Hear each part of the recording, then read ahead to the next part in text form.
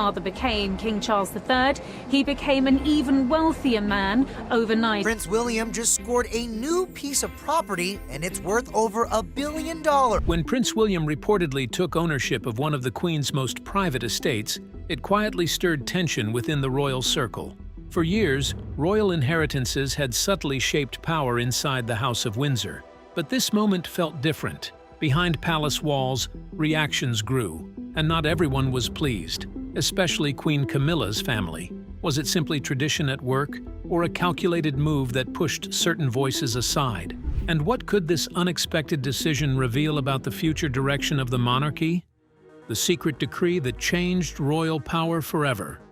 At exactly 4:45 a.m., while London was still wrapped in the calm silence of early morning, the large iron gates of Clarence House slowly opened. Outside, the street looked peaceful and normal, just like any other day in the British capital. A few security guards moved quietly, and the soft lights from the palace barely lit up the fading darkness. But behind those historic walls, something unusual had just happened. Within minutes, palace aides and royal watchers began to sense that this was no ordinary morning. A document had just been released, one that insiders believe could change how power works inside the British monarchy. According to confirmed reports, King Charles III had signed a secret order at 3:15 a.m. on March 12, 2026. The document, called the Royal Heritage Protection Decree, was quietly stored in the palace archives under the code BP 9926. At first, it seemed like just another routine legal action, but people close to the palace say it is much more important than that. In truth, the decree is a strong and carefully planned move by the king to protect royal lands and historic properties from being used for business or private development. Many of these lands have belonged to the monarchy for hundreds of years. They are not only valuable in terms of money, but also carry deep cultural and historical importance. What has made this decision more controversial is the group of people believed to be affected by it. At the center of the discussion are Queen Camilla and her son, Tom Parker Bowles. For months, quiet talks had been going on among royal insiders, estate advisors, and palace observers. These talks suggested that tension was slowly growing over how royal lands should be managed in modern times. Some advisors supported using the lands for business opportunities to bring in more money. Others strongly disagreed, warning that such actions could harm the history, dignity, and legacy of the monarchy. Until recently, these disagreements stayed hidden, shared only in private circles. The palace continued to present a calm and controlled image to the public. But in the last 48 hours, everything seems to have changed. Sources say urgent meetings were held late into the night inside the palace. Lawyers, estate managers, and senior advisors were called in for serious discussions. No one knows exactly what was said in those meetings, but by the early hours of March 12th, the result was clear. The king had made his decision. By signing the decree, King Charles III introduced stricter rules on how royal lands and historic properties can be used or transferred. The new rules place tighter control on any business plans linked to these estates, making sure that all future decisions protect the monarchy's long-term heritage. Although the decree does not mention any names directly, insiders believe it responds to growing concerns about increased business involvement linked to people connected to the royal family. This is why the names of Queen Camilla and Tom Parker Bowles have quietly come up in discussions among royal experts. For those who closely follow the monarchy, this move is more than just a legal change. It sends a clear message about the direction the king wants to take. The British monarchy has always balanced tradition, influence, and family relationships. Decisions made behind palace doors often mean more than what is officially announced. When a monarch signs a document in the middle of the night, it usually means something urgent and important is happening. Now, as the gates of Clarence House open to a new day, the effects of that early morning decision are just beginning to unfold. Royal analysts believe this decree could mark a major change in how power is shared within the royal household. For some members of the extended royal family, the message is clear. Protecting royal heritage now matters more than making money. As more details about the decree continue to come out, one thing is becoming obvious. The balance of power inside the monarchy has quietly but firmly shifted. What started as soft rumors in palace hallways has now grown into a moment that could reshape roles, responsibilities, and authority within the royal family. and this time the change is too clear to be ignored. What could have caused such tension within Camilla's family? Why did the royal family take such firm and decisive action? Let's take a closer look at Prince William's quiet but powerful stand against Camilla. Queen Camilla's controversial Mediterranean escape. During the summer of 2025, while King Charles III was quietly spending his holiday at the calm and beautiful Balmoral Castle, everything seemed peaceful on the surface. Surrounded by green hills, fresh air, and the deep silence of the Scottish countryside, the king was said to be resting and taking things slowly during what many believed was a sensitive time for his health. But far away from that quiet setting, his wife, Queen Camilla, was reportedly living a very different story. Instead of staying close to the king, she was said to be enjoying a luxurious escape aboard a grand yacht, sailing through the warm, sparkling waters of the Mediterranean Sea. Under bright sunshine, surrounded by comfort and leisure, her getaway painted a picture of relaxation that stood in sharp contrast to the king's peaceful retreat. According to reports, this situation did not sit well with Charles. Sources claimed that he felt deeply hurt and disappointed that Camilla chose to be so far away during such an important time. Those close to the palace suggested that the king had quietly hoped she would remain by his side,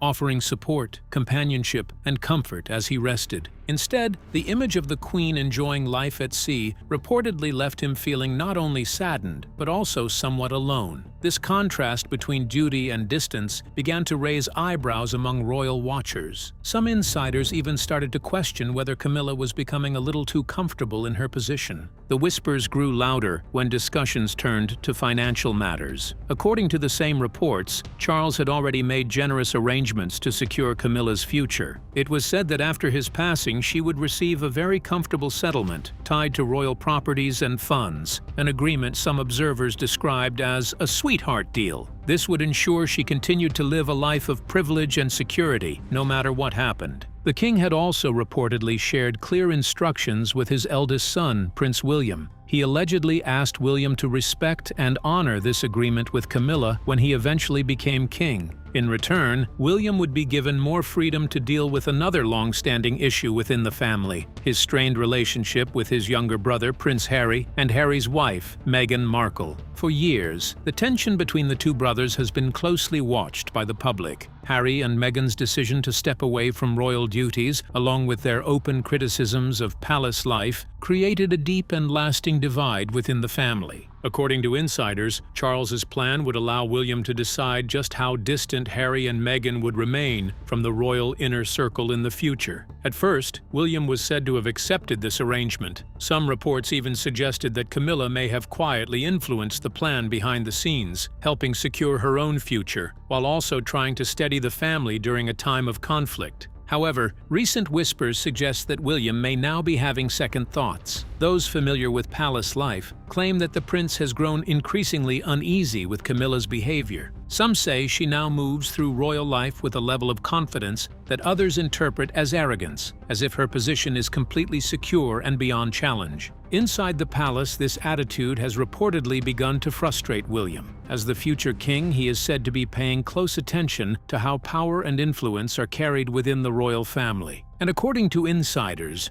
Camilla's manner does not sit comfortably with him. Matters may have become even more tense after her yacht getaway. For William, who is known to take duty, image, and public responsibility very seriously, the idea of celebrating in luxury while his father rested quietly at Balmoral was reportedly difficult to accept. One royal advisor, speaking privately, described William as deeply loyal to his father. The source explained that he is very protective of Charles and careful not to cause him stress, especially during a time when the king's health has been a topic of concern. Yet behind the scenes, that patience may be wearing thin. There are quiet conversations happening behind palace walls, the advisor hinted. William respects his father and wants to honor his wishes, but at the same time, he is deeply troubled by what he sees as unacceptable behavior. According to this insider, William now finds himself caught between two powerful responsibilities: his loyalty to his father and his own vision for what is right for the future of the monarchy. Although none of these claims have been officially confirmed, they paint a picture of growing tension within the royal household. Some observers observers believe that when William eventually becomes king, he may choose to revisit or even completely cancel the agreement. If that happens, it could dramatically reshape the balance of power inside the royal family. For now, however, the palace remains silent, offering no official response as the speculation continues to swirl behind closed doors. The future relationship between Prince William and Queen Camilla could become one of the most delicate and unpredictable stories in the modern history of the monarchy. What really happened? How did events unfold to create such tension? Let us take a closer look at the revelations that reportedly sent shockwaves rippling through the royal family. The shocking discovery behind Greystone Downs. What started as a routine financial check quickly spiraled into something far more dramatic than anyone could have imagined. Officials had arranged what they assumed would be a standard review of the Royal Heritage Fund's accounts. A careful, quiet inspection meant to ensure that the money supporting historic estates, conservation projects, and cultural landmarks was being handled properly. These audits were usually unremarkable, the sort of behind-the-scenes process that barely raised an eyebrow. But this time, the review would uncover a discovery that sent shockwaves through the palace. As investigators sifted through pages of financial records, one unusual entry immediately caught their eye. A large transfer of £5,230,000 had passed through an unfamiliar corporate setup. At first glance, it looked like a routine investment buried among hundreds of other transactions. Yet as analysts traced the trail of the funds, the situation grew far more complex. The money had been funneled through a shell company registered in Luxembourg, a firm called Stag Crown Hospitality Limited. That revelation raised immediate concerns. Luxembourg is renowned in financial circles for hosting thousands of holding companies and elaborate corporate structures. While such arrangements aren't inherently illegal, they often make it difficult to see who truly controls the funds. So, investigators dug deeper. When they examined the ownership records behind Stag Crown Hospitality Limited, one name leapt off the page: Tom Parker, B.S. Suddenly, a routine audit had transformed into an inquiry, with potential implications reaching uncomfortably close to the royal family's inner circle. Officials now faced urgent questions.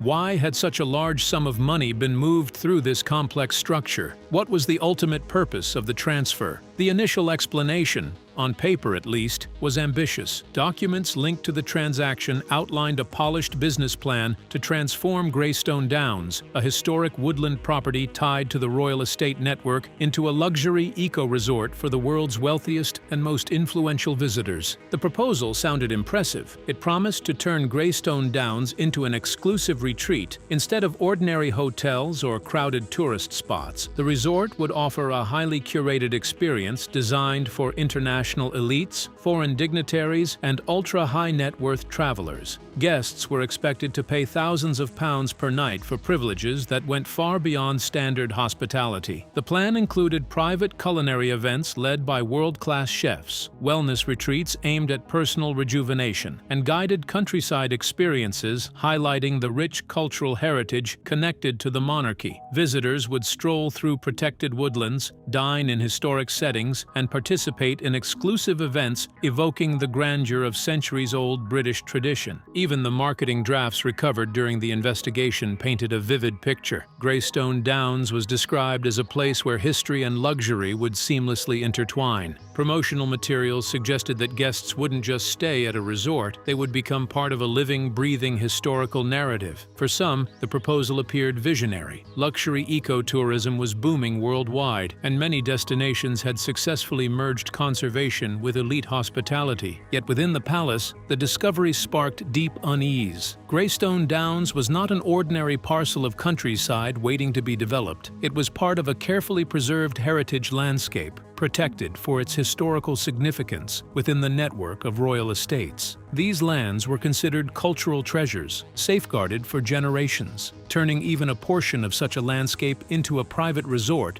no matter how eco-friendly, raised serious questions about tradition, stewardship, and respect for royal history. The more officials examined the proposal, the deeper their concern grew. While the documents spoke elegantly of heritage and conservation, the underlying financial setup suggested something far more complicated. The involvement of an offshore company in the movement of millions millions of pounds through indirect channels created a level of secrecy that made palace administrators uneasy. Perhaps the most striking revelation emerged from historical records tied to the late Queen herself. Long before this proposal surfaced, she had reportedly taken steps to ensure that lands like Greystone Downs would remain protected from aggressive commercial exploitation. Those familiar with the estate archives recalled her warning that someday someone might attempt to turn these historic landscapes into profit-driven ventures. To prevent this, she had quietly introduced safeguards to preserve both their character and historical importance. In other words, she had foreseen the exact scenario investigators were now uncovering, and it appeared that the moment she feared might finally be arriving. That discovery transformed what had started as a routine financial review into a matter far more delicate and significant than anyone had anticipated. But why did this issue prove easier to confront than it might have been? Could it be that Queen Elizabeth had already anticipated such a controversy? Let's explore the late Queen's foresight and the proactive steps she took to safeguard her legacy.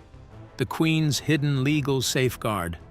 Long before any whispers of controversy reached the public, Queen Elizabeth II had quietly taken careful steps to safeguard the monarchy's legacy. Known for her meticulous planning and unwavering sense of duty, she never left the fate of royal property to chance. Outwardly, the world saw a portrait of steady royal calm, but behind closed doors, the late Queen was quietly fortifying protections around the Crown's estates, measures designed to prevent future misuse or mismanagement. Among these precautions was a sealed leather envelope, embossed with the Queen's royal cipher, containing a 2021 legal document, crafted with foresight, a hidden safeguard for the future. At first glance, it seemed routine, but buried within the text was a critical clause. It ensured that royal estates tied to the House of Windsor could never be exploited for personal profit by anyone outside the direct royal bloodline. If anyone tried to turn them into a commercial venture, the law would automatically transfer control to the rightful heir, Prince William, the Prince of Wales, ensuring the estates remained under trusted royal stewardship. For years, the document sat quietly, known only to a handful of loyal legal advisors and senior officials. It was not meant for public discussion, and many assumed it might never need to be invoked. It was, in essence, one of the late Queen's signature acts of prudence, a silent shield around the institution she had devoted her life to protecting. But then events began to unfold. Investigators tracing financial movements tied to a proposed development project uncovered a tangled web of funding, including accounts linked to Luxembourg. The project in question aimed to transform part of a historic royal estate into a luxury resort. While such ventures can sometimes be handled through official royal channels, the details suggested complications, potentially serious ones. Once investigators confirmed the financial trail and the scope of the proposal, the dormant clause in the Queen's document sprang into action. Instantly, authority over the estate shifted. Custodianship was no longer connected to Queen Camilla. Control now rested with Prince William, the heir to the throne. Royal insiders described the legal maneuver as both swift and decisive. A single clause, written years earlier, had effectively rewritten who held responsibility for the property. What might have taken months of negotiation or debate was resolved in an instant. Not long after, senior members of the royal household convened at Clarence House, one of London's key royal residences, for a private meeting. King Charles, for the first time in Clarence House, where it's understood the pair enjoyed a private tea at the royal residence. From the start, sources say the room was tense. Auditors methodically presented their findings, the financial links, the proposed resort plans, and the legal ramifications of the Queen's foresight. As the discussion deepened, the atmosphere reportedly grew colder. Conversations became quieter. When Queen Camilla realized the clause had been triggered, she appeared visibly shocked. She questioned why she had not been informed about the safeguard earlier, her frustration clear. Some say she accused advisors of deliberately keeping her out of the loop, of sidelining her from decisions involving the estate. Prince William, standing near a tall window, reportedly remained calm. When he spoke, he did so without anger or confrontation. He reminded those present that his actions were not personal, but dictated by the responsibility placed upon him by the late monarch. The clause had not been drafted in haste. It was written by Queen Elizabeth II herself, a deliberate and careful measure to protect the integrity of royal property. Then he delivered a line that silenced the room. "The crown is not for sale." Those words lingered in the air, heavy with meaning. They were a reminder that these estates were more than land or assets. They were symbols of history, tradition, and national identity. In that single, quiet declaration, William made it clear that the legacy of the monarchy was to be preserved, untouchable, and uncompromising. With the Queen's carefully prepared legal safeguard now in motion, the responsibility of guarding that treasured inheritance fell squarely on William's shoulders. But did he step into control of the private estate without challenge? And how did Queen Camilla respond to this sudden shift of power? Let's uncover what really happened. Green Heath estate plans. Just hours after the decree had been officially signed, a new and equally dramatic development began to unfold. By 9:46 in the morning, attention had shifted to Green Heath estate, a sprawling 500-acre woodland resting quietly beside an ancient Roman road. For decades, the estate had been shrouded in speculation. Developers, investors, and planners had long eyed the property, imagining its potential. Its sheer size, natural beauty, and historical surroundings made many believe that one day it could become one of the most valuable development sites in the country. And indeed, according to documents later uncovered by investigators, people close to Queen Camilla had already started shaping a bold vision. Their plan was ambitious: to transform Green Heath into a luxurious, world-class destination, far more than just a hotel or retreat. The proposed project envisioned elegant restaurants run by celebrated chefs, serene spa facilities tucked into the woods, and exclusive villas for elite travelers seeking privacy and tranquility. Wealthy investors from Europe and the Middle East were reportedly ready to pour millions into the venture. Supporters of the plan imagined a place that would draw celebrities, royalty, and business leaders from around the globe, a true jewel of the countryside. But just as quickly, the careful foresight of the late Queen Elizabeth II turned the story on its head.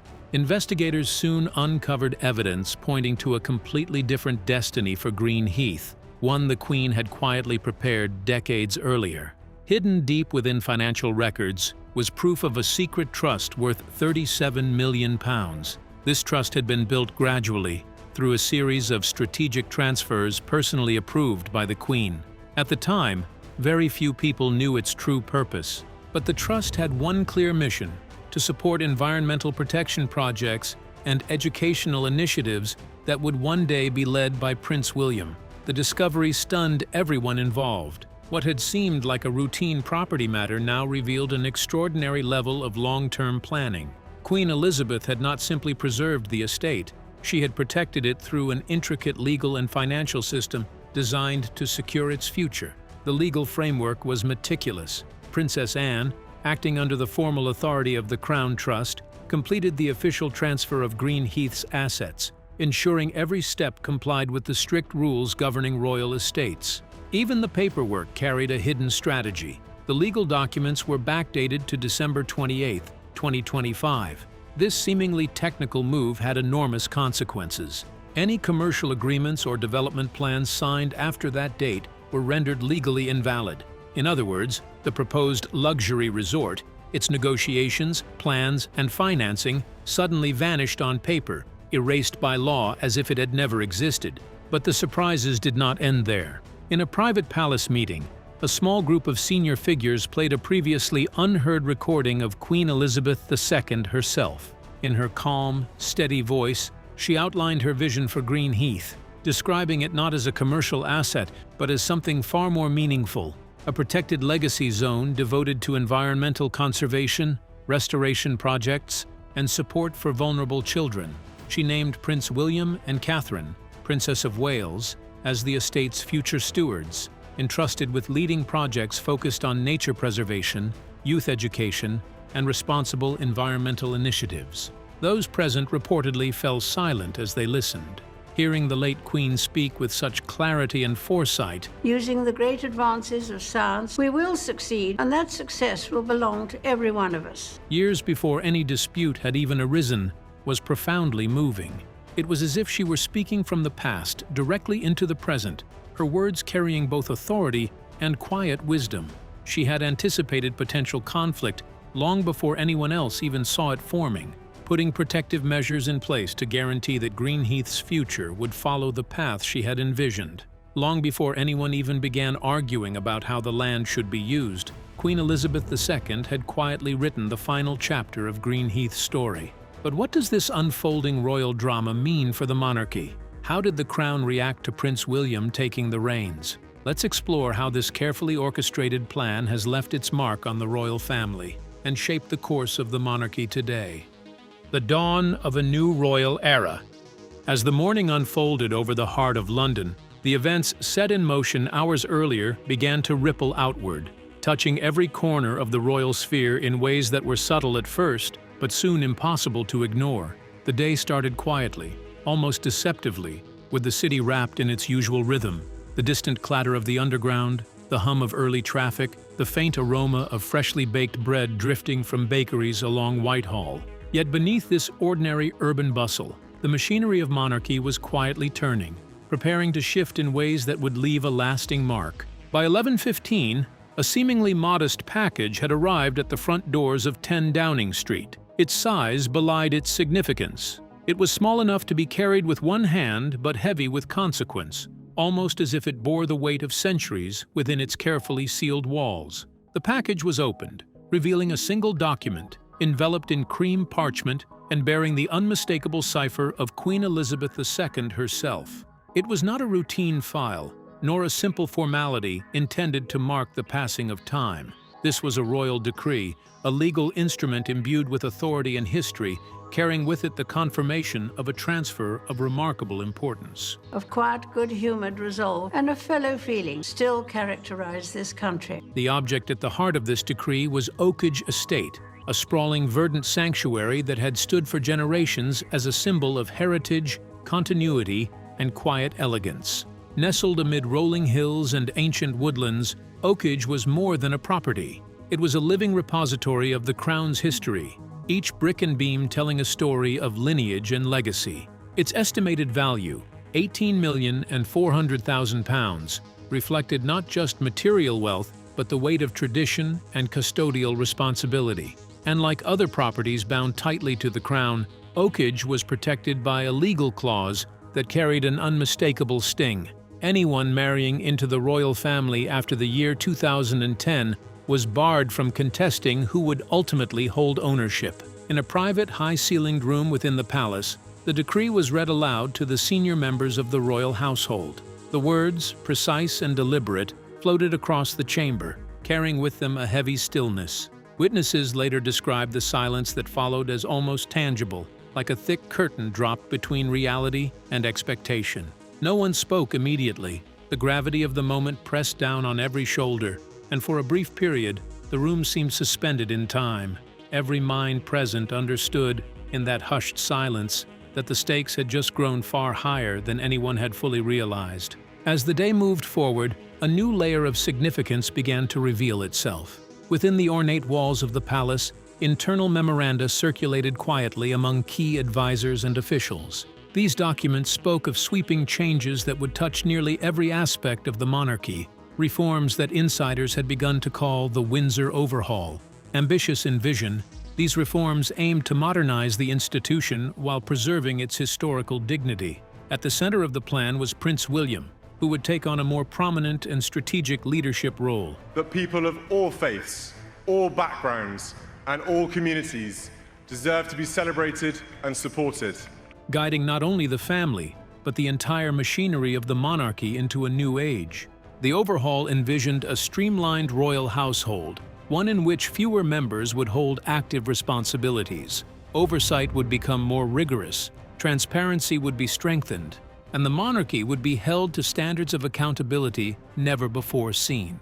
Every branch of the household was to be examined, refined, and optimized, ensuring that the institution could face the modern world with clarity and resilience. Within this framework, Princess Catherine assumed a pivotal position, known for her meticulous attention to detail, her composure under pressure, and her deft handling of public perception. She would oversee communications, manage crises, and guide the palace's public image. In essence, Catherine was positioned not just as a royal figure, but as a guardian of the monarchy's narrative, ensuring that both the public and the next generation of royals understood their responsibilities and the significance of their roles. Together, William and Catherine were emerging as more than heirs. They were becoming architects of a reimagined monarchy. As the afternoon sun gave way to the golden glow of early evening, the family walked the grounds of Oakage Estate. The scent of fallen autumn leaves mingled with the earthy fragrance of the surrounding forest, and the gentle rustle of branches in the soft breeze provided a natural symphony to the moment. Despite the grandeur of the estate, there was an air of intimacy as the family moved through the gardens and pathways, a moment at once ordinary in its familial simplicity and extraordinary in its historical weight. It was in this serene setting that Prince George, with the candid curiosity of youth, posed a question that would resonate far beyond the moment. "Will this place belong to us forever?" he asked, his voice carrying both innocence and the sharp awareness of change. William paused, letting his gaze drift over the rolling hills, the centuries-old stone facades, and the quiet elegance of the estate. Then he spoke, his words measured, almost like a gentle lesson in the philosophy that underpinned royal responsibility. "As long as we protect it," he said softly, "and remember that we are its guardians, not its owners." This simple statement carried profound weight. It reminded all who heard it that legacy was not a matter of possession or power but of stewardship. To hold a crown was to bear responsibility, to ensure that history was preserved not for personal gain, but for the generations yet to come.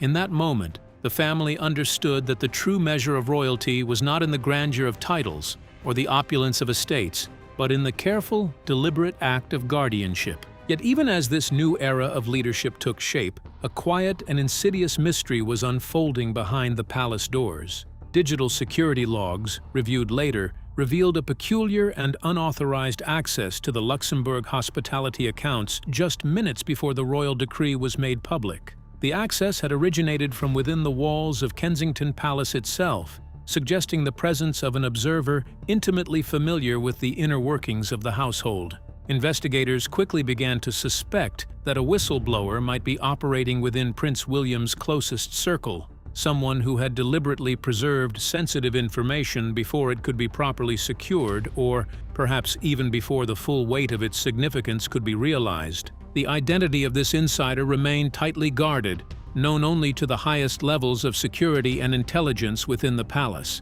The potential consequences of disclosure were immense. It threatened to reveal hidden networks of loyalty, caution, and influence, operating quietly and efficiently behind the scenes. For now, those at the helm of the monarchy continued with the Windsor overhaul, confident in their vision and leadership, yet fully aware that unseen eyes could be recording each decision, each step, each carefully measured action. As night settled over the countryside and the estate became enveloped in shadow, Oakage itself seemed to absorb the weight of both history and uncertainty. Its ancient walls had witnessed centuries of joy, sorrow, and the relentless passage of time, yet now they bore witness to a new chapter. So, what do you think about Prince William becoming the owner of Queen Elizabeth's secret estate? Share your thoughts with us in the comments section. Don't forget to like and subscribe.